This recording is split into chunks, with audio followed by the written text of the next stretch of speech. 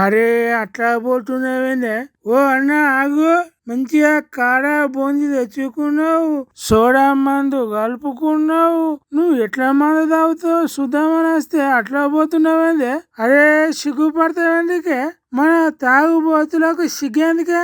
దా బయటికి రా. అది అట్లా ఇప్పుడు చూడు ఎంత మంచిగా వెలిగిపోతున్నదో నీ ముఖం. అరే మళ్ళా చెయ్యటం పెడుతున్నావు ఎందుకు? తీసేది అసలే ధైర్యం లేనట్టు చేయకే అన్న.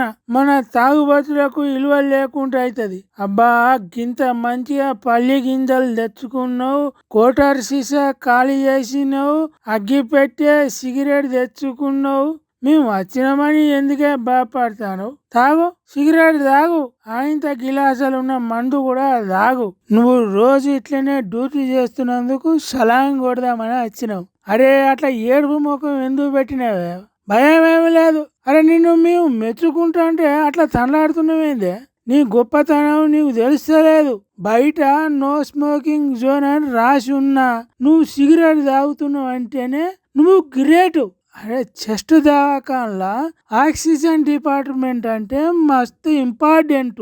అటువంటి జాగాలో కూడా నువ్వు మందు తాగుతున్నావు అంటే మన తాగుబోతుల సంఘం తలెత్తుకొని నిలబడుతుంది.